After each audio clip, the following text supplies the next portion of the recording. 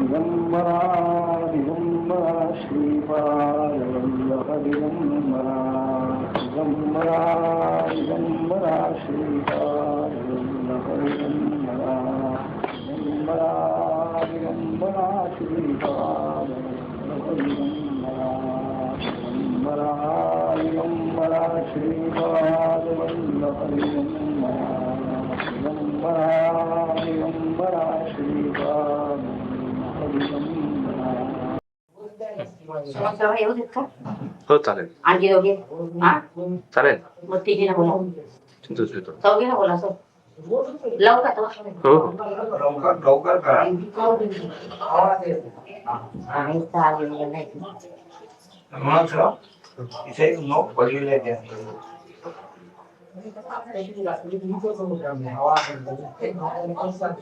आले आले कुंकू लावलं त्या शाळेला लावा. नारळ लागले त्याच्यावर नारळ हा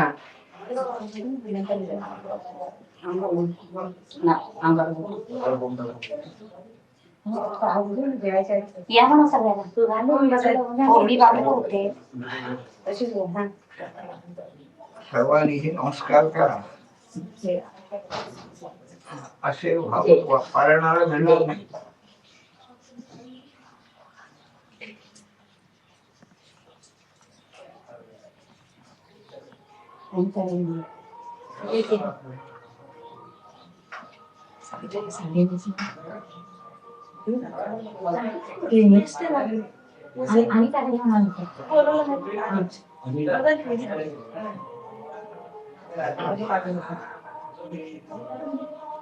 त्यांना दूध बी आपण घ्या भरता. हो देते तुम्ही घ्या सगळं नाही काही.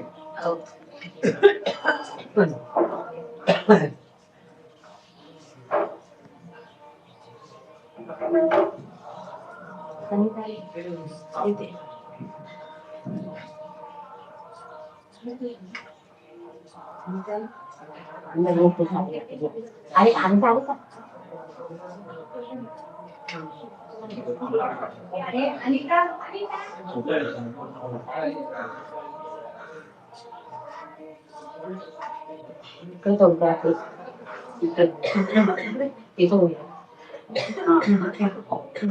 पद्धत दिवाळी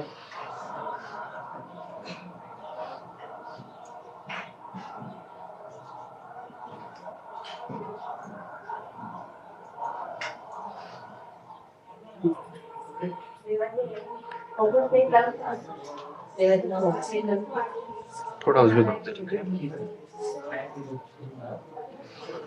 वंदूला बोला वंदूला वंदूला वंदू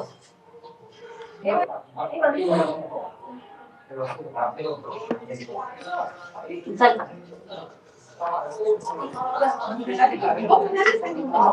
गेलो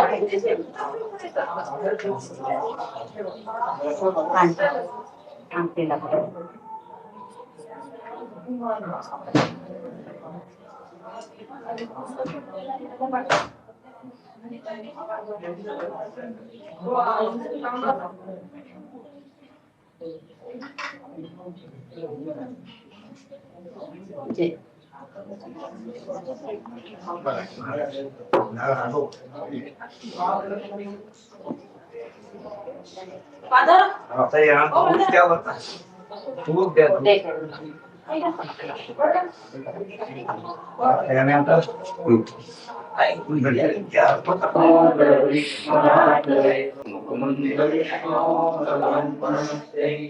श्रीकृष्ण गोविंद हरे मुरारे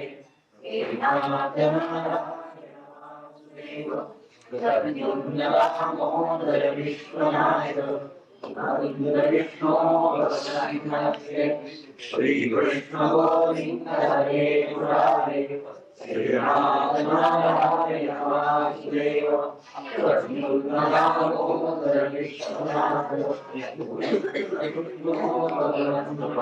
सरस्वधामना अन्यांश्च हस्तचरणश्रवणत्वगादीन् पुराणान् नमो भगवते पुरुषाय बुद्धं मूकं करोति वाचालं पङ्गुं रन्धयते गिरिं यत्कृपातमहं वन्दे परमानन्दमाधवम् आपदामपहर्तारं दातारं सर्वसम्पदां लोकाभिरामं श्रीरामं भूतवान्यहम् यत्र यत्र रघुनाथकीर्तनं तत्र तत्र नमस्तकाञ्जलि बाष्पवारि परिपूर्णलोचनं मारुतिं नमत रक्षसान्तकम् पुस्तकजपवटहस्ते वरदाभयसिंहचारुबाहुलते कर्पूरामरदेहे वागीश्वरि चोरया शुभमाशम् हरे नमः हरे श्रीगणेशाय नमः श्रीगुरुचरणारविन्दाभ्यां नमः श्रीशुकौवाच अस्ति प्राप्तिश्च कंसस्य महिष्यौ भरतर्षभ मृते भर्तरि दुःखार्ते ईयतस्म पितर्ग्रहान् पित्रे मगधराजाय जरासन्धाय दुःखिते वेदयान्शक्रतुः सर्वम् आत्मवैधव्यकारणम् शुकाचार्य म्हणतात राजन कंसाच्या दोन स्त्रिया अस्ती आणि प्राप्ती कंसाचा नाश झाल्यानंतर दुःखाकुल झालेल्या त्या दोघीही आपल्या पित्याच्या घरी गेल्या पिता जो मगधराज जरासंध याला आपलं सगळं दुःख त्याने सांगितलं अप्रिय आपला जावई मारला गेला हे अप्रिय ऐकल्याबरोबर वाईट वाटलं जरासंधाला आणि राग आलेला जेवढे यादव आहेत त्या सर्व यादवांचा संहार करायचं त्याने ठरवलं आणि 23 अक्षौहिणी सैन्य घेऊन मथुरा राजधानी जवळ तो आला आणि राजधानीला वेढा दिलेला आहे समुद्रासारखं ते पसरलेलं सैन्य पाहिलं भगवंतानी आपल्या नगराला बाहेरून वेढा पडलेला आहे जाणं येणं शक्यच नाही बाहेर आणि आपली मंडळी सगळी भयाकुर झाली विचार करता आहेत भगवान हे सैन्य तर सगळं मारायचं म्हणाले भूमीचा भार कमी करायचा आणि जरासंधाला मारायचं नाही त्याला पुन्हा सोडून द्यायचं पुन्हा सैन्य घेऊन येईल म्हणाले याकरता आपण अवतार घेऊन आलो धर्मरक्षण करणं आणि अधर्माची शांती करणं याकरता आपण आलो असा विचार भगवान करीत असताना आकाश मंडलातून 2 रथ खाली आले शैब्य सुग्रीव मेघपुष्प बराहक त्यांच्या घोड्याची नाव आहे सर्व अस्त्र ही शस्त्रास्त्र आली आहे कौमुदिकी गदा आहे सुदर्शन चक्र आहे सारथी आहे बलरामजींना त्यांनी सांगितलं आर्य यादवांच्या वरात मोठं संकट आलेलं आहे हा आपला रथ आलेला आहे आयुध आलेली आहे आपण या रथामध्ये बसून ह्या सगळ्या आपल्या लोकांचं संरक्षण करायचं आहे 23 अक्षौहिणी सैन्य हा भूमीचा भार आज दूर करायचा आहे दोघांनीही कवच घातलेलं आहे आणि रथामध्ये बसून रामकृष्ण बाहेर पडले थोडस सैन्य बरोबर घेतलं पांचजन्य शंख त्यांनी वाजवला श्रीकृष्णाने शत्रू सैन्याच्या मनामध्ये धडकी उत्पन्न झाली कोण आहे हा वीर जरासंध आलेला आहे तो म्हणाला कृष्णा तुझ्या बरोबर मला युद्ध करायची इच्छा नाही तू आपल्या प्रत्यक्ष मामाला मारलेला आहेस बलरामाला तो म्हणतो आहे तुला जर धैर्य असेल तर माझ्याबरोबर समोर युद्धाला उभा राहा माझा नाश कर किंवा मी तुझा नाश करीन भगवान सांगतात जरासंधा शूरपुरुष अशी नुसती बडबड करत नसतात म्हणाले काय पौरुष असेल ते दाखवतात कोण तुझ्या भाषणाकडे लक्ष देते सैन्याला आज्ञा केली जरासंधानी आणि युद्धाला सुरुवात झालेली आहे गरुडध्वज भगवंतांच्या याच्यावर होता आणि तालध्वज म्हणजे बलरामांच्या रथावर होता त्या सैन्याच्या गर्दीमध्ये दोघांचे रथ दिसेना, मथुरेत असणाऱ्या सर्व स्त्रिया वगैरे, आणि त्यांना अत्यंत शोक झालेला आहे. केवढं सैन्य आहे आणि हे दोघेच गेलेले आहेत, काय होतं कुणाला ठाऊक. शार्ंग धनुष्य जे आहे ते सज्ज केलं भगवंताने आणि बाणवृष्टीला सुरुवात झाली. भात्यातून बाण केव्हा काढतात आणि केव्हा जोडतात, केव्हा सोडतात, काहीही कुणाला कळलं नाही. त्या वेगाने कार्य चालले. हजारो आणखी सैनिक मरून पडत आहेत. घोडे मेले, सारथी मेले, त्याचप्रमाणे आणखी रसी मेले, पदाची मेले, सगळ्यांचा नाश झालेला आहे. संपूर्ण सैन्य नष्ट केलेलं आहे राम आणि कृष्णाने. रामाने जरासंधाला धरलं, बांधून आणखी घेऊन जायचं ठरविलेलं असताना श्रीकृष्ण म्हणाले त्यांना सोडून द्या. जागे म्हणाले तुला जीवदान दिलेलं आहे, फार बडबड करत होता, सोडून गेलो त्या जरासंध. पराभव झाल्यामुळे आता आपण राजधानीमध्ये न जाताना आणि हिमालयामध्ये जावं, तपश्चर्या करा म्हणून तो जरासंध निघाला. पण त्याची मित्रमंडळी राजे होते पुष्कळ. त्यांनी सांगितलं पराभव झाला म्हणून मनाला इतकं लावून घेण्याचं काय काम आहे, आपण आणखी सैन्य जमवू, आणखी युद्धाला जाऊ. याप्रमाणे विजय मिळाला. वाद्य वाजत आहे, द्रव्य वगैरे पुष्कळ मिळालं युद्धामध्ये. ते घेऊन आणखी मथुरा राजधानीमध्ये रामकृष्ण प्राप्त झाले. युद्धामध्ये मिळालेलं सर्व द्रव्य यदुराजा जो उग्रसेन याला त्यांनी समर्पण केलेलं आहे. शुकाचार्य म्हणतात राजा याप्रमाणे 17 वेळा तो जरासंध आणि 23 अक्षौहिणी सैन्य प्रत्येक वेळेला घेऊन आलेला आहे. आणि प्रत्येक वेळेला तितकं सैन्य या दोघांनी मारलेलं आहे जरासंधानं सोडून. 18व्या वेळेला पुन्हा त्यांनी सैन्याची जमवाजमव सुरू केली. आणखी पुन्हा मथुरेवर हे करायचं, आक्रमण करायचं ठरवलं. इतक्या नारदानी जवळ एक काल यवन नावाचा यवनाधिपती होता, त्याला जाऊन सांगितलं. कारण त्याचाही नाश करायचा होता ना, धर्मविरोधी तो आहे. की अरे हा यादवांचा जो सेनापती म्हणा मुख्य आहे, पुढारी कृष्ण केवढा बलवान झालेला आहे, तुझ्या जवळ आहे म्हणाली मथुरा. जरासंधासारख्याचा त्यांनी इतके वेळा पराभव केलेला आहे. हा तुझ्यापेक्षा जास्ती आणखी वरचढ होई, याला आणखी वरचढ होऊ देऊ नको, तू याच्याकडं लक्ष दे असं सांगून नारद गेले. त्यांनीही पुष्कळ सैन्य जमा केलेला आहे आणि आला मथुरा राजधानीला वेढा देऊन बसला. भगवान विचार करताय की यादवांच्यावर आता दोन्हीकडून संकट आलं. हा कालयवन नगराला वेढा देऊन बसलेला आहे.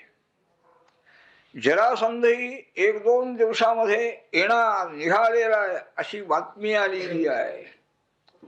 या कालयवनाबरोबर लढाई करण्यामध्ये आम्ही गुंतलेलो असताना हा जरासंध येऊन एकदम नगरामध्ये घेऊन जाईल म्हणाले, आमच्या सगळ्या लोकांना मारेल म्हणाले. काय करावं, यांच्या संरक्षणाची प्रथम योजना करायची.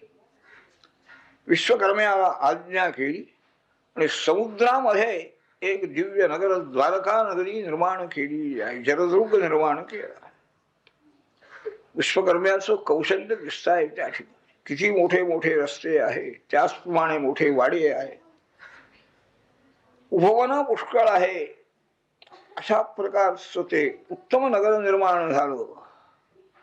सुधर्मा सभा जी आहे देवलोकामध्ये असणारी, ती इंद्राने द्वारकेमध्ये पाठवून दिली.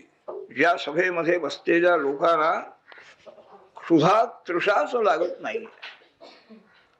श्यामकर्ण अश्व जे आहेत, मनाप्रमाणे ज्यांचा वेग आहे ते वरुणाने पाठवून दिले. 8ही निधी कोश हे सगळे कुबेराने पाठवून दिले. हे सगळं देवानीच आम्हाला दिलेलं आहे, हा अधिकार आम्हाला दिलेला आहे, हे ऐश्वर्य देवानी दिलेलं आहे. देवच जर भूमीवर आलेले आहेत तर त्यांचं त्यांना ऐश्वर द्यावं असा विचार करू सर्वही लोकपालाने आणि आपलं ऐश्वर पाठीवले.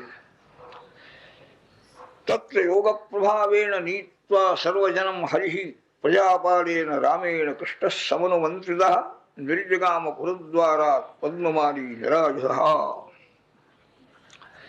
मथुरेमध्ये असणारी सर्वही मंडळी, स्त्री पुरुष बाल वृद्ध सगळी मंडळी योग सामर्थ्याने आकाशमार्गाने द्वारकेमध्ये नेऊन ठेवली भगवंताने. मथुरेमध्ये एकही मनुष्य नाही, काही उरले, पशु पक्षी सगळे पाठवून दिले. बलरामजींच्या बरोबर काही विचार केलेला आहे, मी आता पुढे जातो, काल यमुनाला मारून येतो असं सांगून आणि बाहेर पडले. दरवाजा मथुरेचा उघडला. एकटे गोपाळ कृष्ण निशस्त्र बाहेर पडले आणि पळायला लागले. तो काल यवन होता असतीच. घनश्याम पीतांबरधारी हा कृष्ण हाच असला पाहिजे. नारदाने सगळं त्याला वर्णन करून सांगितलं होतं, कृष्ण कसा दिसतो, काय दिसतो. हाच कृष्ण आहे. हा पळायला लागलेला आहे, शस्त्र नाही. आपणही याला धरावं म्हणून तो यवन त्यांच्या पाठीमागं लागलेला आहे. हातात त्यांनीही शस्त्र घेतलं नाही यवनाने. जवळजवळ सापडलो आपण असं दाखवावं भगवंतानी, पुन्हा एकदम दूर निघून जावं. पुष्कळ लांब त्याला नेलं.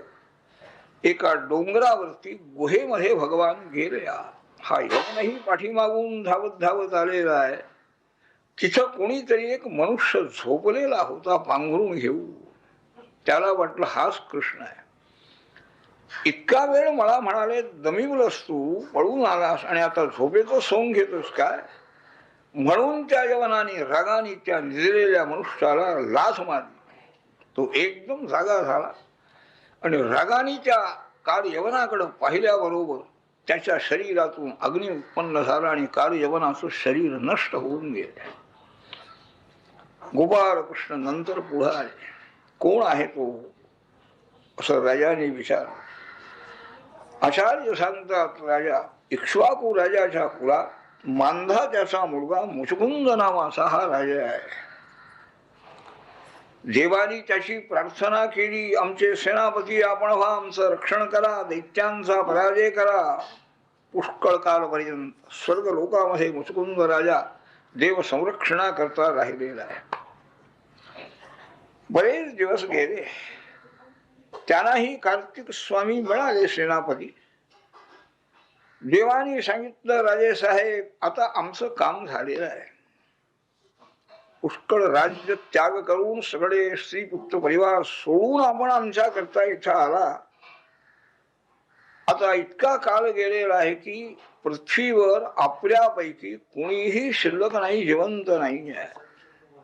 तुमची मुलं गेली, स्त्रिया गेल्या, आप्तइष्ट सगळी मंडळी तुमच्या वेळेची नाहीशी झाली. पुष्कळ काल गेलेला आहे. आमच्यावर उपकार तुम्ही केले, संरक्षण केलं. तुम्हाला काय वर पाहिजे तो सांगा.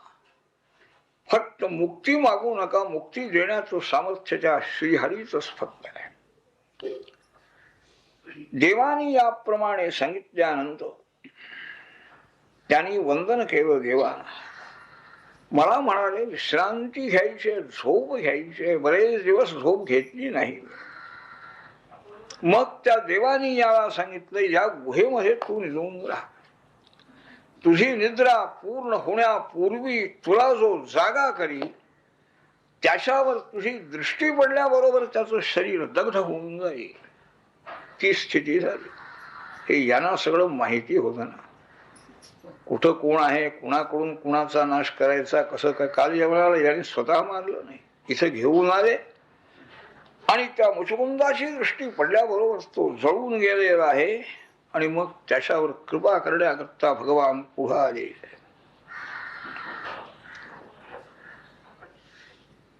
भगवंतांच्याकडे मुचकुंदानी पाहिलेला आहे. धनश्याम पीतांबरधारी श्रीवत्स चिन्ह आहे, चतुर्भुज तेज दिसत आहे. विचार केला राजाने, साक्षात भगवान हे आहेत, नारायण आहेत. विचारलं, आपण कोण आहात महाराज? काय सूर्यनारायण आहात का चंद्र आहात, इंद्र आहात, कोण आहात? मला असं वाटतं की सर्व देवांचे अधिपती आपण साक्षात महाविष्णू आहात असं मला वाटतं. मी माझा परिचय करून देतो. इक्ष्वाकूच्या कुलात उत्पन्न झालेला मी मुचुकुंद नावाचा राजा आहे, यौवनाश्वाचा पुत्र. पुष्कळ दिवस जागरण झाल्यामुळे इथं झोपलो होतो. आत्ता कोणीतरी येऊन मनुष्याने मला उठवलं आणि त्याच्या पापाने त्याचा नाश झालेला आहे आणि इतक्यात आपलं दर्शन मला घडलेलं आहे. कोण आहात आपण? भगवान म्हणाले, राजा, माझा जन्म, माझी कर्म, माझी नाव पुष्कळ आहेत. काय कोणतं सांगायचं? आज मी कुठं जन्माला आलो, आजचं माझं नाव काय हे तुला सांगतो.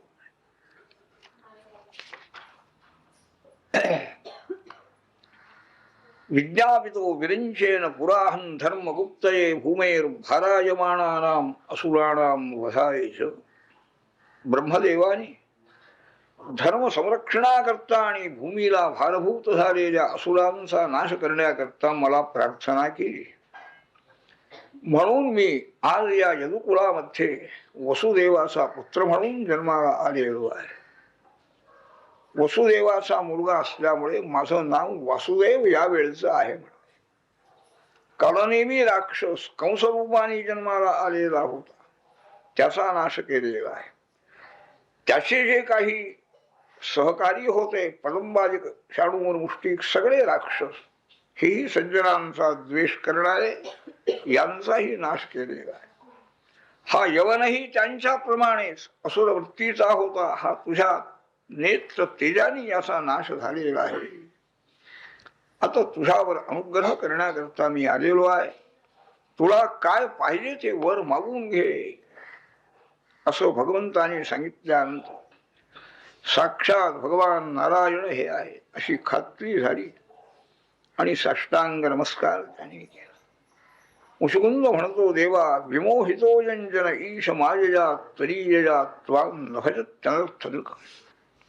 सर्व ही जीव जन्माला आलेले आपल्या माया मोहामध्ये सापडलेले आहेत आणि आपल्या भजनाकडे त्यांचं बिलकुल लक्ष नाही. विषयाच्या ठिकाणी मनाची इतकी आसक्ती त्यांची झालेली आहे, सुख मिळावं म्हणून विषयाकडे जातात, पण त्याच्यातून दुःखच निर्माण होत आहे. दुर्लभ मनुष्य जन्म मिळालेला असताना आपल्या चरणाची सेवा जो करत नाही आहे तो पशु आहे म्हणाले. मनुष्य जन्म त्याने फुकट घालवलेला आहे. माझंही आयुष्य आजपर्यंत फुकट गेलेलं आहे ह्या राज्य मदामुळे आणि मला काही कळलं नाही. स्त्री पुत्र राज्य यांच्यामध्ये आसक्त होऊन मी राहिलो. यामुळे आणखी असावध मी राहिलो. माझं आयुष्य काही सार्थ झालेलं नाही. तेव्हा या संसारातून फिरणारा जो आहे, जन्ममरण प्रवाहात सापडलेला हा जीवात्मा, त्याला आपल्या कृपेनं आपल्या भक्तांची संगती जर घडे तरच तो आपल्या जवळ येऊन पोचू शकतो म्हणाले. माझ्यावर असा अनुग्रह झाला. आपला राज्य माझं गेलं, संपलं, मला काही ती सगळं संबंध संपला म्हणाले.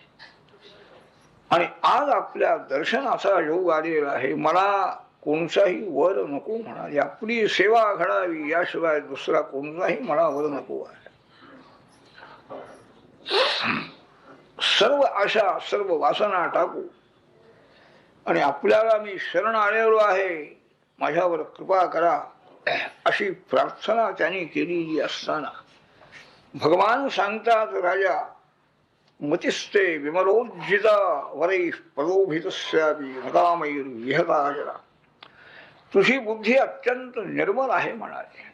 वर मागायला तुला सांगितलं, पाहूया काय मागतो आहे हा. लोभ निर्माण करण्याचा मी प्रयत्न केला म्हणाले, पण तुला कोणताही वर नाही. निष्काम प्रेम भक्ती तुझ्या चित्तामध्ये आहे. तू सावध आहेस की नाही हे पाहिलं म्हणाले. माझे एकनिष्ठ भक्त जे आहेत त्यांच्या बुद्धीमध्ये कोणतीही कामना राहत नाही, बुद्धिभेद त्यांचा होत नाही.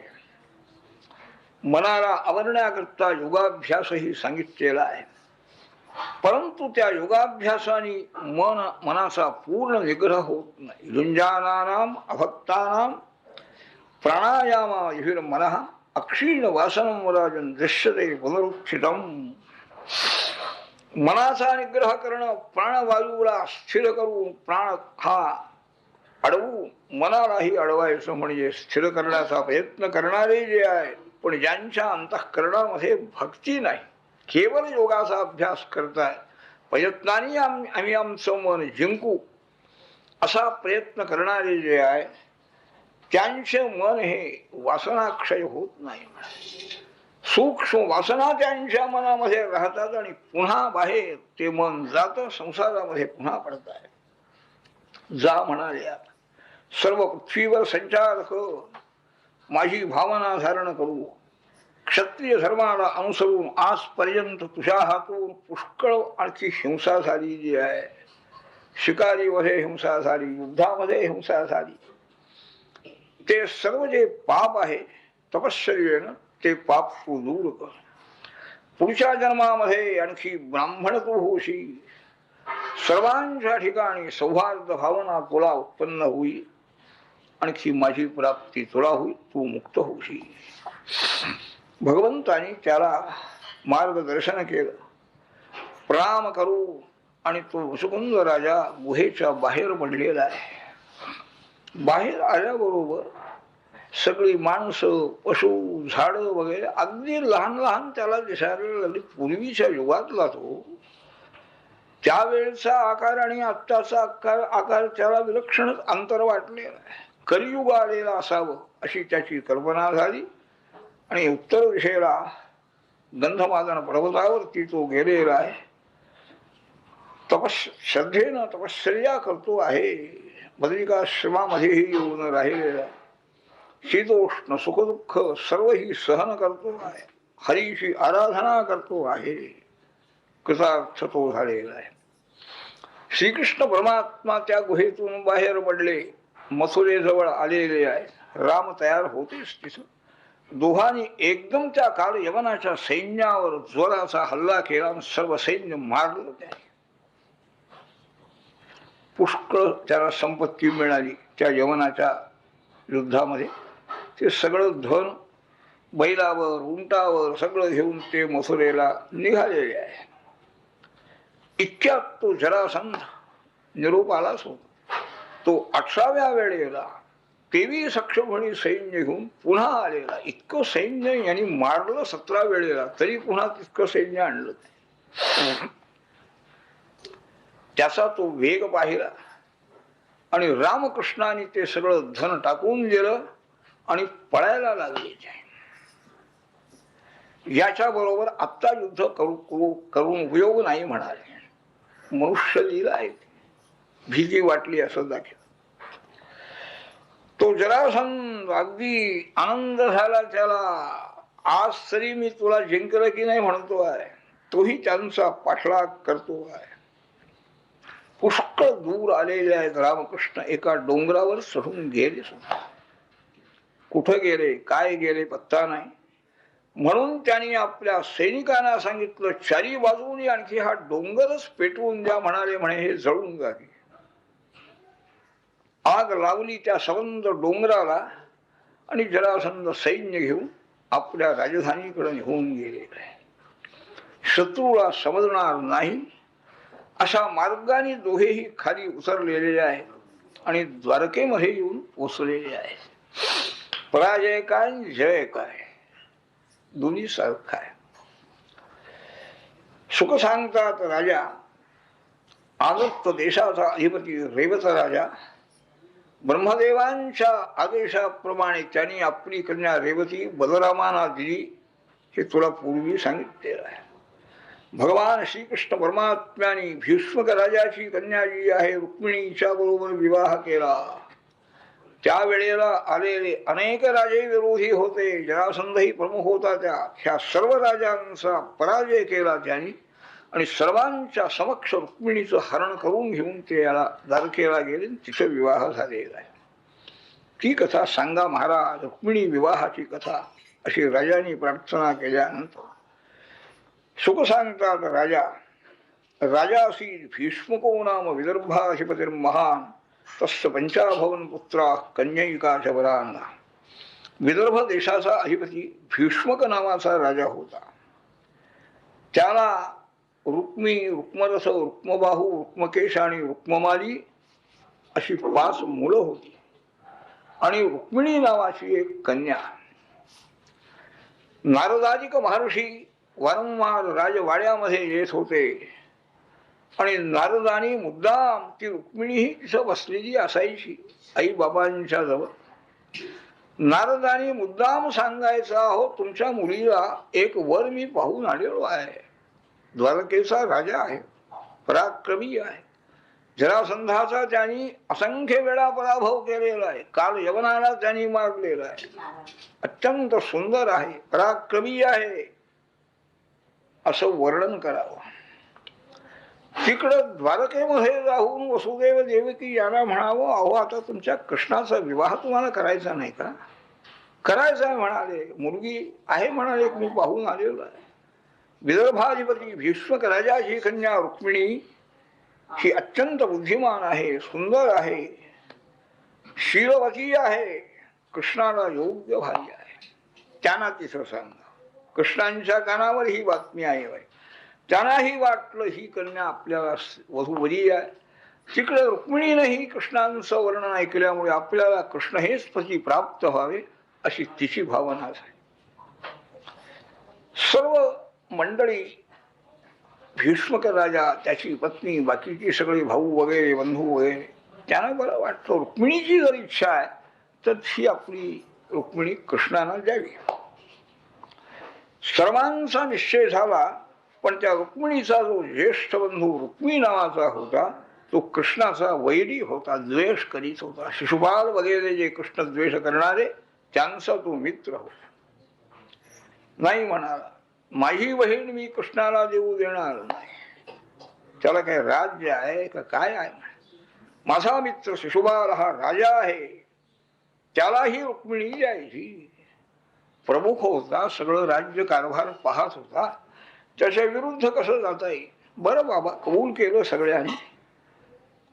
रुक्मिणीला मात्र अत्यंत दुःख झालेलं आहे. कोणीच आता तिच्या बाजूचं नाही आहे.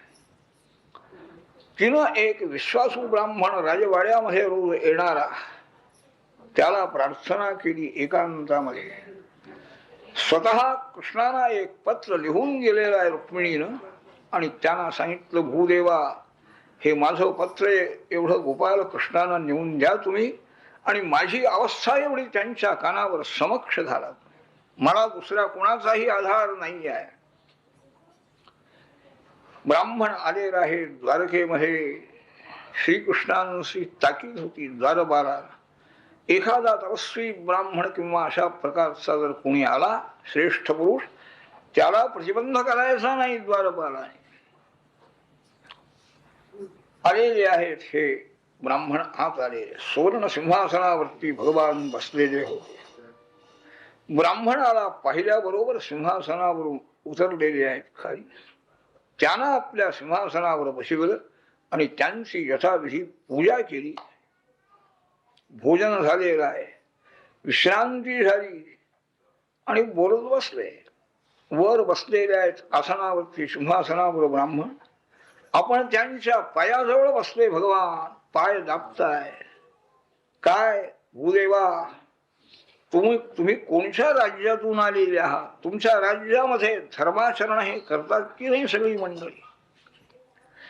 आपल्यासारखे ब्राह्मण संतुष्ट राहणारे जे आहे त्यांना धर्माचरणाचं फल निश्चित मिळतं म्हणाले.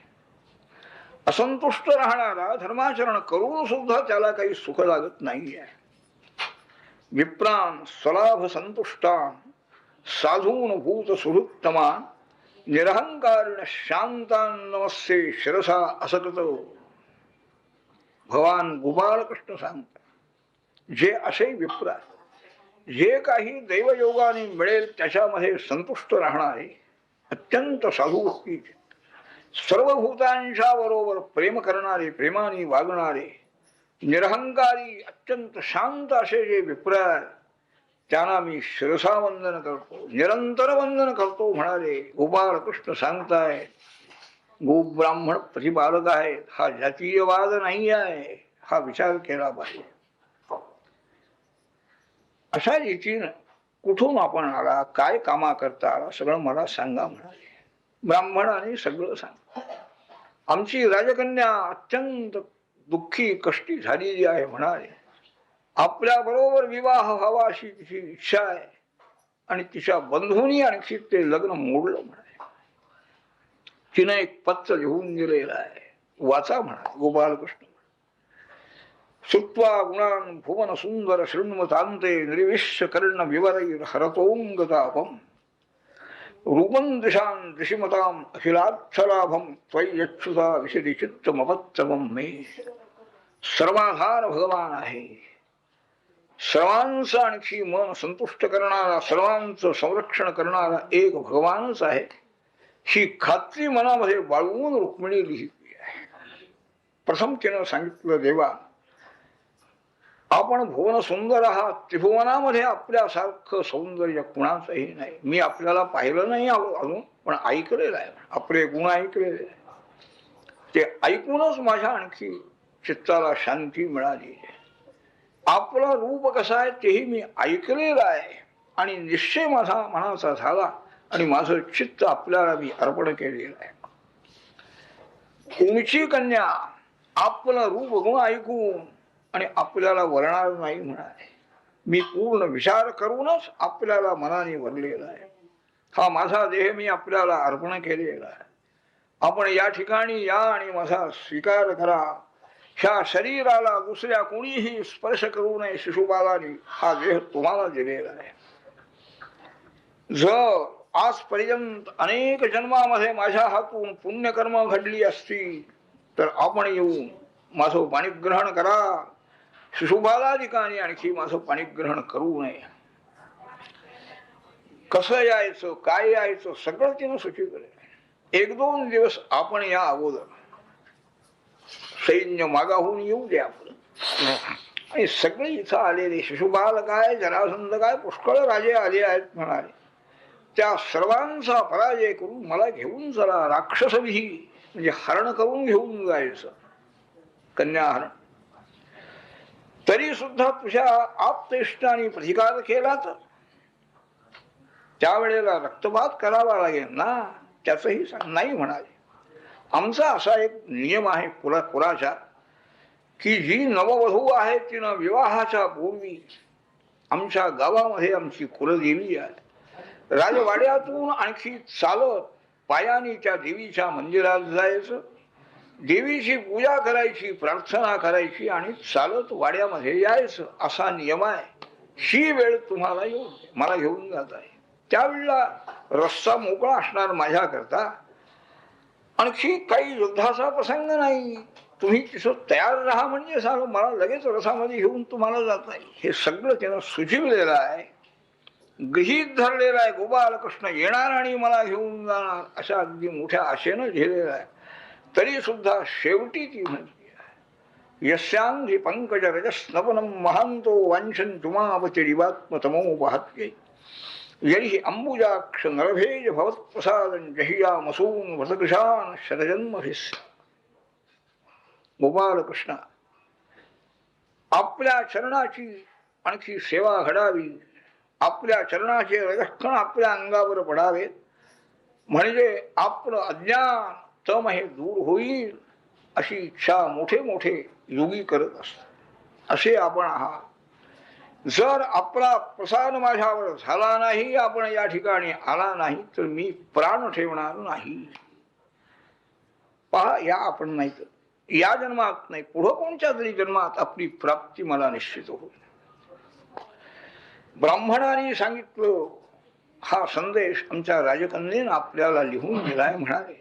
आणि आपल्याला माझीही विनंती आहे, आपण निश्चय करा आणि त्या तिला तेवढं घेऊन या म्हणे.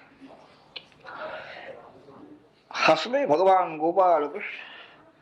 भूदेवा मला सुद्धा रात्री झोप लागत नाही म्हणाले, आम्हाला तर आमंत्रणच नाही म्हणाले. तो रुक्मी सगळा पुढाकार घेतलाय, लग्नाचं काही आमंत्रण नाही काय. मला माहिती आहे की त्या रुक्मिणीच्या ज्येष्ठ बंधूंनी माझ्या द्वेषामुळे हे लग्न मोडलेलं आहे. असू दे, काय हरकत नाही. रुक्मिणीचं मन मला समजलेलं आहे, तुम्ही सांगितलेलं आहे. सर्व राजे रो कोणीही कितीही पराक्रमी असो, त्या सर्वांचा पराजय करून सर्वांसमक्ष मी रुक्मिणीला घेऊन येण्याची प्रतिज्ञा करतो म्हणाले. चला, किती वेळ आहे अजून? काय 1-2 दिवस आहे. कोणालाही सांगितलं नाही. त्या दालुक सारथ्याला रथ आणायला सांगितलं. ब्राह्मणाला रथामध्ये घेतलं, निघाला रथ. वेगाने आणखी रथ निघाले. शैब्य सुग्रीव मेघपुष्प बलाहक म्हणजे ते अश्व मनोजव मनाप्रमाणे वेगाने निघालेले आहे. एका रात्रीमध्ये विदर्भ प्रांतात प्राप्त झाले. द्वारका कुणीकडं, हे कुंडिनपूर म्हणजे अमरावती ही कुणीकडं आहे. अमरावतीला येऊन पोहोचले. राजा जे जे येणारे राजे आहेत त्यांचा आदर सत्कार तो भीष्मक राजा करतो आहे. शिशुपाल नियुक्त जो जामात आहे तो आलेला आहे, त्याचं वऱ्हाड आलेला आहे. त्याचाही आदर सत्कार केला. त्याला राहण्याकरता ही उत्तम व्यवस्था केली आहे. सर्व एकंद ध्वज पताका सगळ्या नगरामध्ये लावलेली आहे. देवांचं, पितरांचं, विप्रांचं अर्चन केलेलं आहे. सर्वांना भोजन वगैरे घातलेलं आहे. होम हवन झालेला आहे. ग्रह होमही झालेला आहे. ब्राह्मणांनी आणखी आशीर्वाद त्या कन्येला दिलेले आहे. चारीही वेदांच्या मंत्रांनी दान धर्म पुष्कळ केलेला आहे. अनेक राजे आलेले होते. शाल्व राजा आहे, जरासंध आहे, दंतवक्त्र आहे, विदुरथ आहे, पौंड्रक राजा. शिशुपालाच्या पक्षाचे एवढे राजे लोक होते ते नुसते नाही, पुष्कळ सैन्य बरोबर घेऊन आलेले आहे.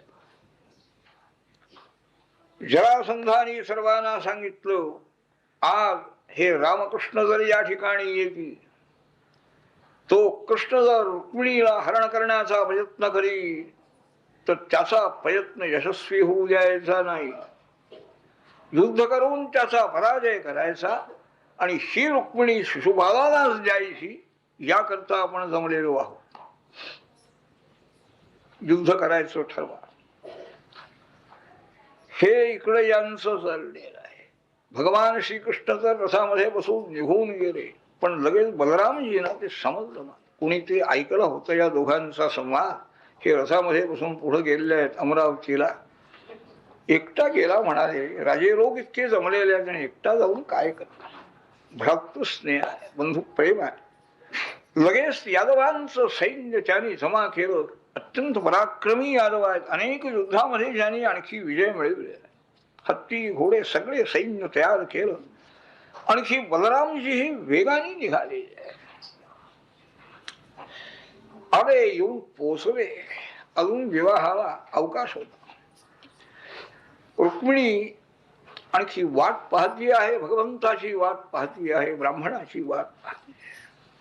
अजून ब्राह्मण नाही. अहो त्र्यामांतरित उद्वाहू मेल राससहा. काय करायचं म्हणाले. माझं दैव मला अनुकूल नाही. एक रात्र आता फक्त शिल्लक राहिली. उद्या आणखी माझा विवाह होणार. भगवान श्रीहरीही प्राप्त झाले नाहीत आणि तो ब्राह्मणही आला नाही.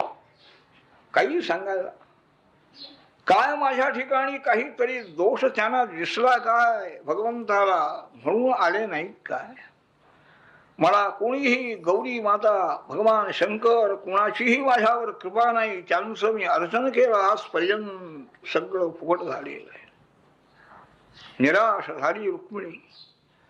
डोळे झाकून घेतलेले आहेत. तिनं काय करायचं आता, कोणाला सांगायचं. अश्रू नेत्रामध्ये आलेले आहे. इतक्या तिला शुभ शकून डावा डोळा आणि डावा हात पूर्ण पावत आहे. शुभ शकून झाल्याबरोबर तिनं डोळे एकदम उघडले. समोर दरवाजामध्ये तो ब्राह्मण अत्यंत प्रसन्न मुखाने उभा आहे. या या ओ देवा, तुमचीच वाट पाहते आहे. सांगितलं रुक्मिणी केव्हा आला. मी आत्ताच आलो म्हणे. गोपाळ कृष्णांच्या रसात बसूनच मी आलो. कृष्ण आलेल्या सांगण्याची जरुरी नाही, पण त्यांनी सांगितलं गोपाळकृष्णाने प्रतिज्ञा केलेली आहे, म्हणाले रुक्मिणीला मी घेऊन जाणार आहे, तुला आता कुणाची भीती बाळगण्याचं कारण नाही. इतका आनंद झाला. त्या लक्ष्मी देवी स्त्री आहे, ब्राह्मणाला काय द्यावा, केवढं काम केलं याने माझं, भगवंताला आणून माझ्याजवळ आणखी भेट करून देणार आहे, ह्या ब्राह्मणाला याच्या योग्यतेप्रमाणे देण्याचं माझ्याजवळ नाही आहे, असा विचार त्या महालक्ष्मीनं केला. आणि भूदेवा, मी तुम्हाला काही देऊ शकत नाही, फक्त नमस्कार करते म्हणून त्याच्या पायावर मस्तक ठेवले. नवशंती ब्राह्मणाय प्रियमन्यनामसा. इकडं बाहेर वार्ता पसरलेली आहे, रामकृष्ण आलेले आहे. भीष्मक राजाला समजल्याबरोबर त्यांना सामोरा गेलेला आहे. मधुपर्क पूजा केली, वस्त्र अलंकार अर्पण केलेले आहे. त्यांना राहण्याकरता उत्तम प्रकारचे वाडे वगैरे सगळे योजना केली, सैन्याची व्यवस्था केली, चारा पाण्याची. असे सगळे राजे लोक पुष्कळ आलेले आहेत. पृथ्वीवरचे सगळे राजे लोक जवळजवळ कृष्णाच्या विरुद्ध सगळे जमले एका ठिकाणी. आणि गोपाळकृष्ण त्याकरताच मुख्यतः आलेले. कोणाचा पराक्रम किती आहे पाहायला मिळेल म्हणाले. रुक्मिणीची इच्छा ही पूर्ण करायचीच आहे, पण मुख्य हे आहे पराक्रमी कोण राजा आहे, याकरता हे स्वयंवर म्हणा युद्ध म्हणा करूनच त्या मुलींना घ्यायचं. गोपाळ कृष्ण आलेले आहेत ही वार्ता सगळ्या नगरामध्ये पसरली. सर्व नगरवासी लोक स्त्री पुरुष त्यांच्या दर्शनाकरता आलेले आहे. पाहताय भारी त्यांचं ते रूप पाहून इतका आनंद झाला त्यांना आणि बोलायला लागले. असैव भार्या भवितुम रुक्मिण्यर्हति नापरा असौ अनवद्यात्मा भैष्म्या समुचितः पती. आमची राजकन्या रुक्मिणी याचीच भार्या होण्याला योग्य आहे आणि हाच हिला पती योग्य आहे. इथं 6 अवधारण आहेत.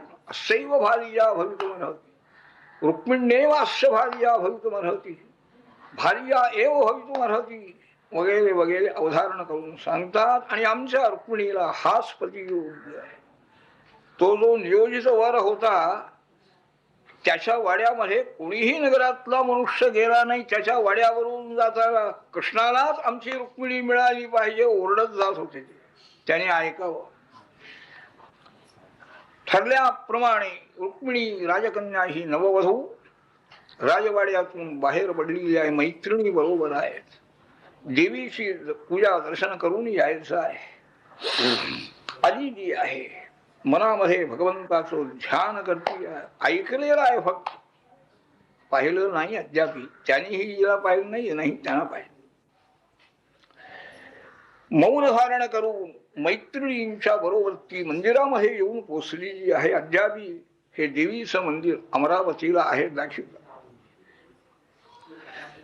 रस्ता मोकळा आहे. आलेले राजे कडेला रस्त्याच्या कड्याला आपल्या आपल्या वाहनावर उभे आहे.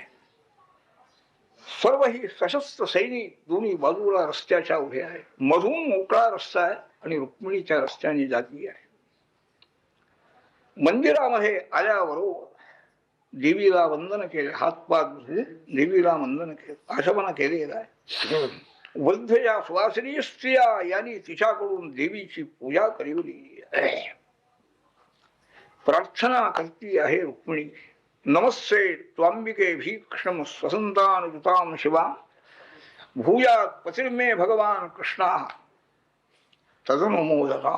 हे भगवती अंबिके देवी पार्वती माते, तुला तुझ्या मुलांना तुझ्या सगळ्या परिवाराला मी नमस्कार करून प्रार्थना करते. भगवान गोपाल कृष्ण मला पती प्राप्त व्हावेत असा आशीर्वाद तू द्यावास. षोडशोपचार पूजा झालेली आहे. आरती झालेली आहे. सर्व सुवासिनी स्त्रियांचीही त्यानं पूजा केली. त्यांनाही वस्त्र अलंकार वगैरे दिलेले आहे. आशीर्वाद सर्व स्त्रियांनी दिले. आणखी मौन सोडून मंदिरातून ती रुक्मिणी राजवाड्यात जाण्याकरता बाहेर पडलेली आहे. हाताने आपल्या सखीचा हात धरलेला आहे. कोण कोण राजे लोक आलेले आहेत ते सगळे राजे लोक रस्त्याच्या कडेला, कोणी रथात आहे, कोणी घोड्यावर आहे, कोणी हत्तीवर आहे, असे सगळे रुक्मिणीला पाहण्याकरता उभे राहिले. श्यामवर्ण होती रुक्मिणी, गौरवर्णाची नाही, हेही श्यामवर्ण आहे. तेव्हा उत्तम प्रकारचे अलंकार घातलेले आहे, हास्य मुख आहे, आणि अशा प्रकारची ती पायाने चालत निघालेली आहे. पत्रामध्ये तिनं हीच वेळ सुचविलेली आहे. गोपाळ कृष्णही आपल्या रथामध्ये सज्ज आहे, तयार आहे, रस्त्याच्या कडेला तोलत आहे. सारथ्याला दारुकाला सांगून ठेवलं होतं, रुक्मिणीचं पाऊल या रथामध्ये पडल्याबरोबर तुमचे घोडे निघाले पाहिजे. रस्ता मोकळा आहे ना गा, हीच वेळ आहे. युद्धबिद्ध न करताना मुलगी मिळाली पाहिजे, नंतर पाहता येईल. पाहती आहे एक एक राजा कोणत्या कोणत्या दिशेचा प्रांताचा आहे ते सगळी माहिती मिळेल ते पाहत पाहत चाललेली आहे. चालताना भगवान गोपाळ कृष्णांच्या रथाजवळ ती आली. दोघांची दृष्टादृष्ट झाली आणि तिथंच ती थांबलेली आहे. हे गोपाळ कृष्ण आहे. लगेच तिनं पुढं हात केलेला आहे. गोपाळ कृष्णाने तिच्या हाताला धरून आपल्या रथामध्ये घेतलं. रुक्मिणीचं पाऊल रथामध्ये पडल्याबरोबर घोड्यांना इशारा मिळाला, घोडे निघाले वेगाने. रस्ता मोकळा आहे. अत्यंत वेगाने घोडे गेले आणि बाहेरचं जे त्यांचं यादवांचं सैन्य होतं त्या सैन्यामध्ये तो रथ येऊन पोहोचलेला आहे. आता या म्हणावं म्हणाले. गोपाळ कृष्ण तयार आहे. तो जरासंध ते सगळे राजे आले. नेली रुक्मिणीला नेलं या कृष्ण आमच्या डोळ्यात देखत. चला चला म्हणाले, आणूया त्यांना, त्याचा पराभव करून आणूया म्हणून सगळे राजे लोक सैन्याची जमवाजमव करून युद्धाला तयार झालेली आहे. आणि ते भयंकर युद्ध सुरू झालं. रुक्मिणी श्रीकृष्णांच्या जवळ रथामध्ये आहे आणि भगवान गोपाळ कृष्ण ही युद्ध करतायत. राम आहेत, यादवांचे अनेक वीर आहेत मोठे मोठे. तिला भीती वाटली. काय इतके सगळे राजे लोक आलेले आहेत, प्रतिस्पर्धी विरोधी युद्ध करतायत, आपलं कसं होईल.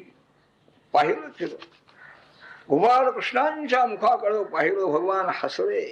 रुक्मिणी तुला काही भीती वाटते काय म्हणाले. शत्रू सैन्य इतकं आहे आणि आपलं सैन्य काय कमी पराक्रमी आहे का. पहा म्हणाले, आता काय होते ते पहा. गद संकर्षण वगैरे सगळे युद्ध करतायत. सैन्याचा नाश होतो आहे. मस्तक तुटून खाली पडतायत, हत्ती मरतायत, घोडे मरतायत, रथी मरतायत, सगळ्यांचा नाश झालेला आहे. शेवटी सर्व सैन्य मारलं गेलं. त्या जमलेलं सगळ्या राजांचं पराजय झाला. तो शिशुपाल त्याचं तोंड अगदी वाळून गेलेलं आहे. काय करायचं त्याला. तोपर्यंत अशा वाटत होती रुक्मिणीला नेलं तरी पुन्हा आणता येईल म्हणा, पण कुठलं आणता येईल. जरासंध आला त्याला भेटायला. बाबा तू काही निराश होऊ, पराजय आज झालाय आपला, त्याला काय करायचं म्हणाले. इतके आम्ही सैन्य घेऊन इतके जमून आलो होतो, पण झाला. काल आम्हाला अनुकूल नाही आहे.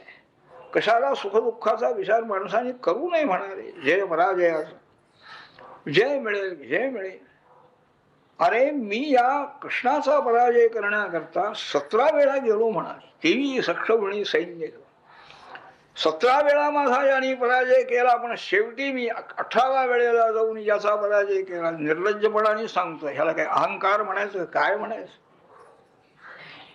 तेव्हा नाही आपल्याला काल अनुकूल त्यावेळेला पुन्हा आपण हे करू. या यादवांच्या बरोबर जाईल ना. रुक्मिणी गेली म्हणून काय करू असं समाधान केलं. शिल्लक राहिलेलं सैन्य घेऊन सर्व राजे लोक आणि आपल्या राजधानीमध्ये निघून गेले. तो रुक्मिणीचा बंधू रुक्मिणी हा सैन्य जमवून निघालेला आहे. नाही म्हणाला, मी रुक्मिणीला जाऊ देणार नाही. पाठलाग करतो आहे. अरे साम म्हणाले, गवळ्याच्या मुला माझ्या बहिणीला घेऊन जाता येणार नाही तुला, कुठं निघालास. सारथ्याला भगवान म्हणाले, हा एक शिल्लक राहिलाय म्हणाले, थांबीवर समोर उभा कर. आणि सुरुवात झाली. रुक्मीही मोठा महारथी होता. श्रीकृष्णांचं आणि रुक्मीचं युद्ध सुरू झालेलं आहे. त्यांनी त्याचे 4 घोडे मारले श्रीकृष्णाने रुक्मिणीचे. एका बाणाने सारथी मारला, त्याचा ध्वज तोडून टाकला, धनुष्य तोडलेला आहे. पुन्हा त्यांनी दुसरं धनुष्य घेतलं, तेही तोडून टाकलं. हातामध्ये जे जे शस्त्र त्या रुक्मिणी घ्यावं ते सोडण्यापूर्वीच यांनी बाणाने ते शस्त्र तोडून टाकलं. त्याला शस्त्र घेताच येईल. मग रागाने ढाल तलवार हातात घेऊन तो रुक्मिणी खाली रथाच्या खाली उडी मारून कृष्णाला मारण्याकरता त्यांच्या रथाकडे धावत धावत निघालेला आहे. त्याच्या हातात ती तलवार ढाल तोडून टाकली. तो जवळ आल्याबरोबर त्याला ठार मारण्याकरता आपली तलवार म्यान्यातून श्रीकृष्णाने उपसली. घाबरली. आपल्या डोळ्या देखत आपला बंधू मरतो. दया या भगिनी मूर्ती ही शास्त्रकार सांगताय. भगिनी ही दयेची मूर्ती आहे.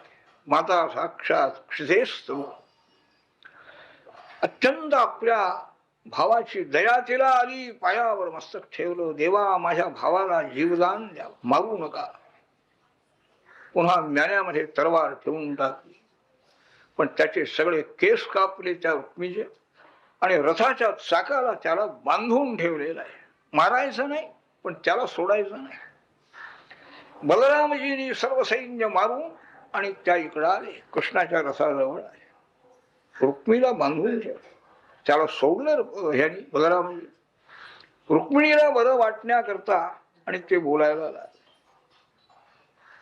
काय रुक्मिणी, ह्या कृष्णाला राग आवडत नाही म्हणाले.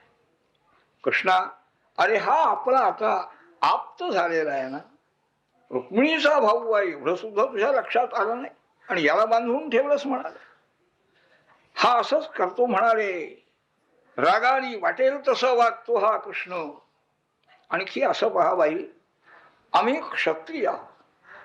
क्षत्रियांचा धर्म अत्यंत कठोर आहे. समोर आलेला सख्खा भाऊ जरी असला तरी त्यांना आम्ही जिवंत सोडत नाही, मारावं लागतं. अशा वंशामध्ये आमचा जन्म झालेला असेल तसा हा वागतो म्हणाले. त्यालाही थोडं बोलायचं, थोडंसं रुक्मिणीच्या समाधान करायचं. असं करून आणखी निघाली सगळी मंडळी. सर्व सैन्य यादवांचं बरोबर घेऊन रामकृष्ण हे द्वारकेमध्ये प्राप्त झालेले आहे. आणि नंतर उत्तम मुहूर्तावरती रुक्मिणी आणि भगवान गोपाळ कृष्ण यांचा विवाह झालेला आहे. सर्व अनेक राजे लोक कितीतरी आणखी निमंत्रण केलेले सगळे आलेले आहे. सर्व ही राजकन्यांना सुद्धा ही आणखी कृष्ण लीला ऐकून अत्यंत आश्चर्य वाटलेलं आहे. काय रुक्मिणीनं पत्र काय पाठवलं, गोपालकृष्ण आले काय, सगळे राजे लोक त्यांचा पराजय केला, हे सगळं ऐकून त्यांना सुद्धा अत्यंत आश्चर्य वाटते. श्रीकृष्ण गोविंद हरे.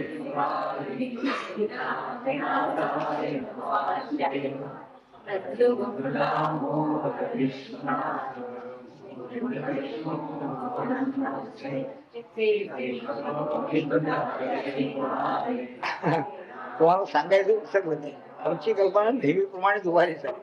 आता जायचंय काय? आता जायचंय नाही जायचं. बरं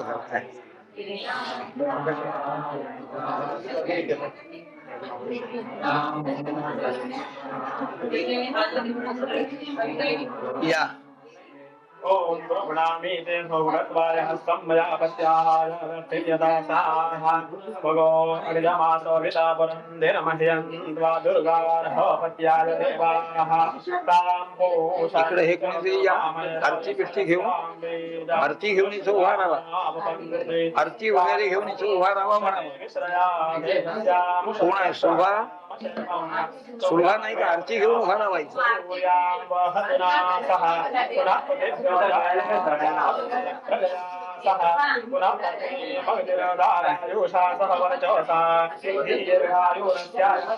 कुठं सुलभा सुमा?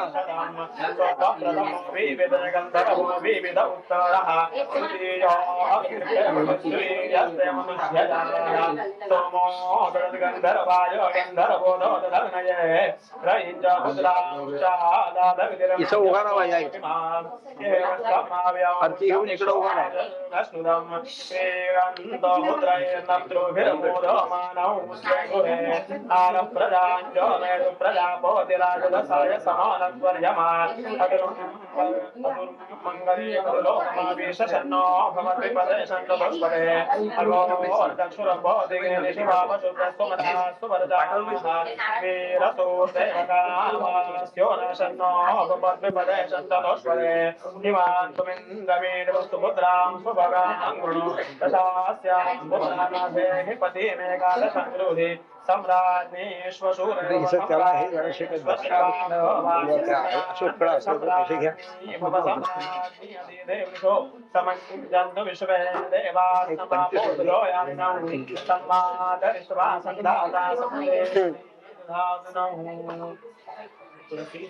महाविष्णुदेव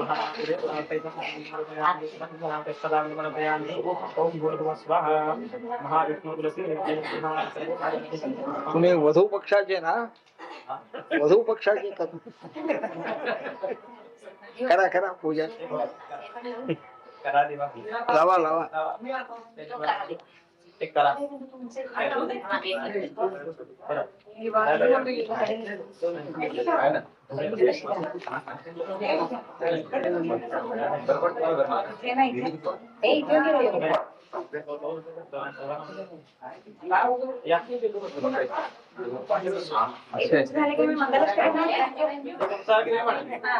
किती धरले ना एक 2 मिनिटं या बाजूला आहे 3 कडे धरायला सोपं आहे. त्या ज्ञानेश्वरला केलं नाही त्यांचं झाल्यावर खाली बसून धरू दे का म्हणलं ते अर्धा करा म्हणा नाही त्यांचं झाल्यावर म्हणायचं ते म्हणतात तुमचं नाही का? समोर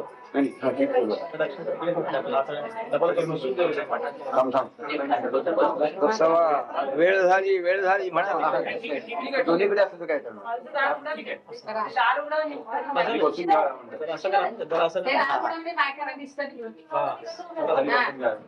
एक खाली बसा सगळ्या खाली बसा म्हणजे दिसत तुम्ही पण बसा खाली बसा पण खाली बसा पण हे वधूवर उभे राहिले वधूवर उभे राहिलेले त्यांना लग्न करायचं आहे. शुभमंगल सावधान स्वस्ति श्री गणनायकं गजमुखं मोरेश्वरं सिद्धिदं बल्लाळो मुरुडं विनायकमहं चिन्तामणिं स्थेपुरं लेण्याद्रिं गिरिजात्मकं सुवरदं विघ्नेश्वरं गोधरं ग्रामोराञ्जनसंस्थितं गणपते कुर्यात् सदा मङ्गलं शुभमङ्गलं सावधान म्हणा वंदूया गणनायका गुणनिधी विश्वेश्वरा मोरया साष्टांगे नमुनितया सविनौ कार्यास सिद्धिसन्या सर्वाधीश जगत्पती प्रगटला श्री कृष्ण रूपे स्वये लक्ष्मी हो नयेत रुक्मिणी ते कुर्यात् सदा मंगलम शास्ता तो वसला करी त्रिभुवना दुर्वृत्ती त्या वाढती स्वार्थाधिष्ठित ऐहिका तरवली सृष्टासते ताडिती ऐशा निर्दळुनी जना सकलिका सधर्म साधावया प्रगटे भूतलिहासा गुणनिधी कुर्यात् सदा मङ्गलम् आकाशी जमले अशा सुरवरा यक्षा तसे किन्नरा राजेंद्रा सकलासी स्वागत असो निर्विघ्न कार्या करा येथे कार्य असे विवाह कसला स्वानंद साध्यावया भावे तत्पर साठवा स्वहृदयी कुर्यात् सदा मंगलम शुभमंगल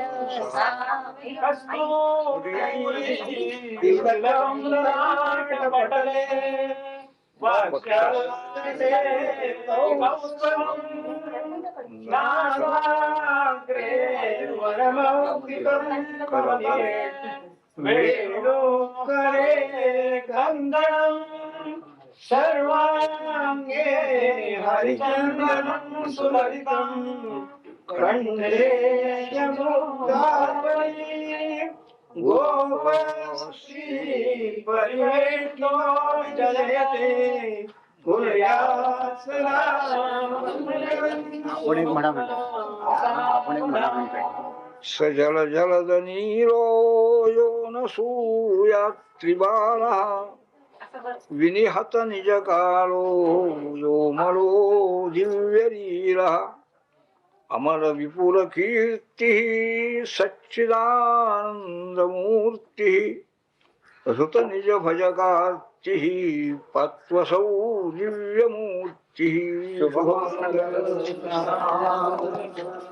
जन्माद्यस्य यतोऽन्वयादितरतश्चार्थेष्वभिघ्नस्वराट् तेने ब्रह्महृदायादिकवये मुह्यन्ते यत्सूरयः तेजो राजिवृतां पृथा विनिमयो यत्र त्रिसर्गो मृषा दाम्ना स्वेन सदा निरस्तकोकं सत्यं परं धीमहि शुभमङ्गलम् कौमारी कमलात्मजा कमलजा कामेश्वरी कालिका काली कौमुदी कालरात्रि कमला कात्यायनी कालिका कामाक्षी कल्याणी कलिकल्मषापहरिणी कारुण्यकल्लोलिनी कामाक्षी करवीरवासिनी सदा कुर्यात् सदा मङ्गलं शुभमङ्गलं सदा विजयते रामं रमेशं भजे रामेणानिशाचरशमो रामाय तस्मै नमः रामेणास्मरायणं परदरं रामश्चर्यास्तोऽस्म्यहम्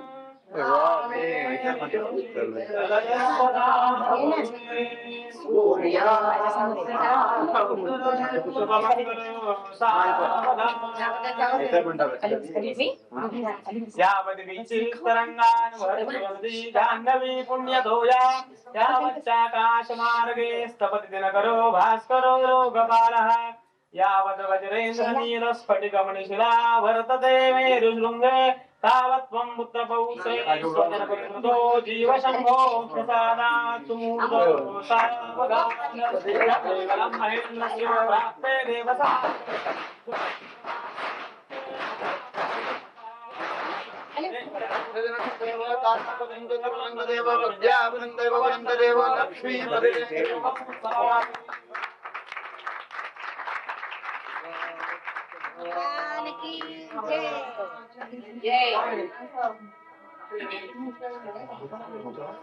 चला चला चला चला ते राहू दे बस.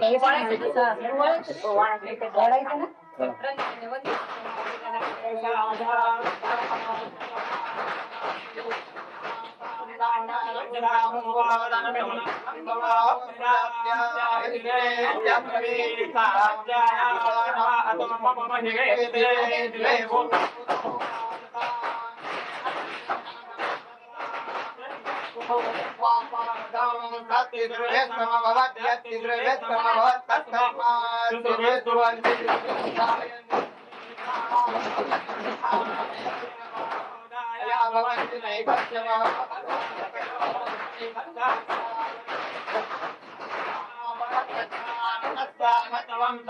भवति एवं वेदयो भवति अश्रेणामन्वतेन भवत्यसामन्यैर्देवै पञ्चान्यभूत्वा पञ्चाभूत्वा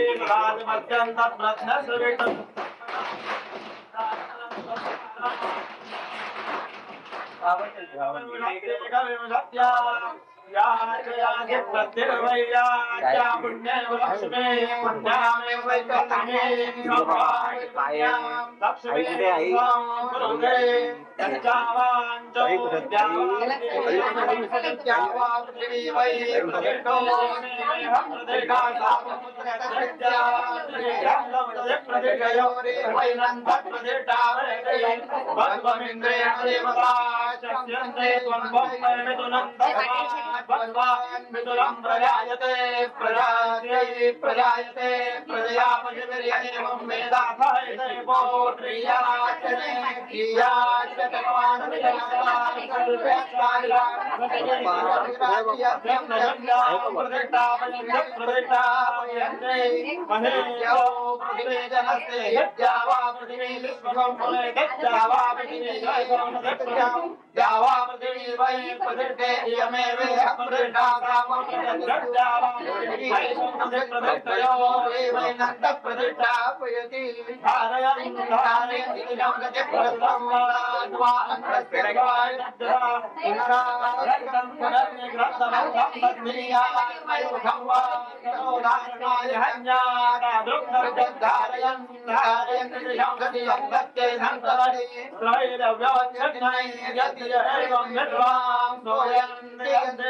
दक्षिणा ब्रह्मण्या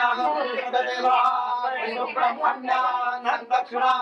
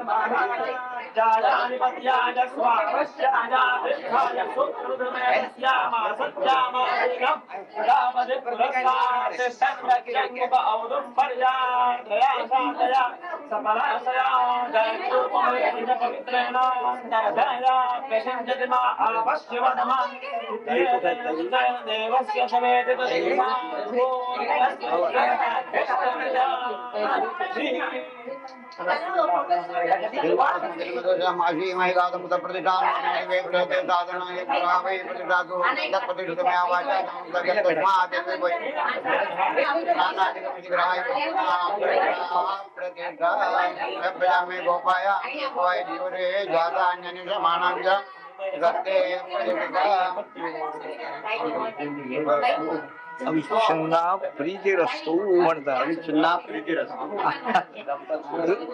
दुसरं काही मागायचं नाही. किती हे द्या.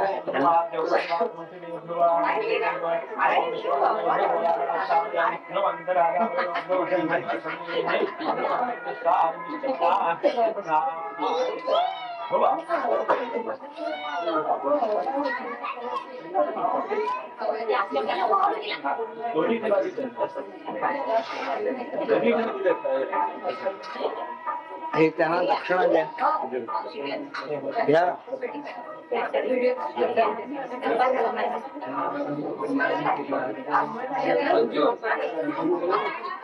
हे दक्षिणा द्या. मला काय त्यांना द्या. ब्राह्मण दक्षिणा द्यावी पाहिजे. चला आता सुरुवात करायची आहे लवकर. ते धोतर त्यांना द्या. उपरणं द्या. उपरणं देऊन टाका.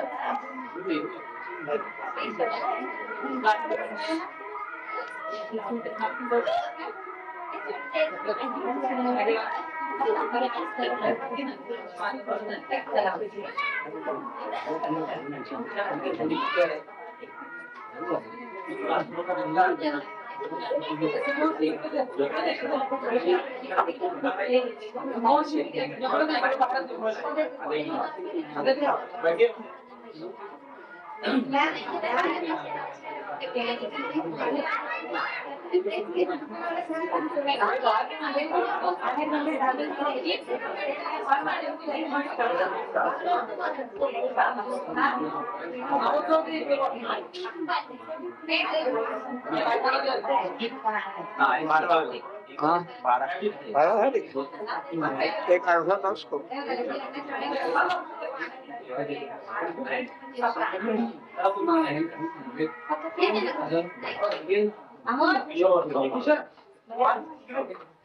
ते जिथे ऐकू येते म्हणून त्यात नाही ऐकत तिथे ठेवून तरी चष्मा चष्मा तुमचा आहे का? हो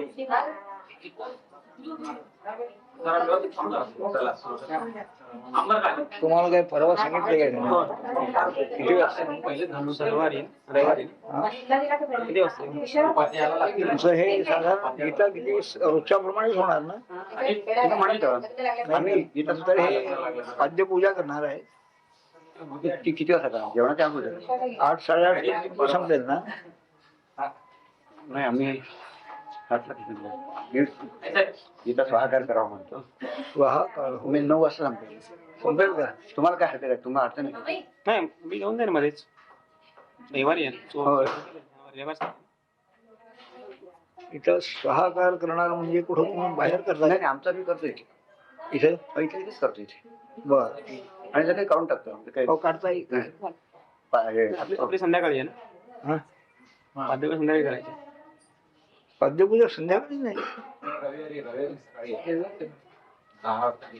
10ला 10 10:30 या काय 40 काय पुढं नाही काय.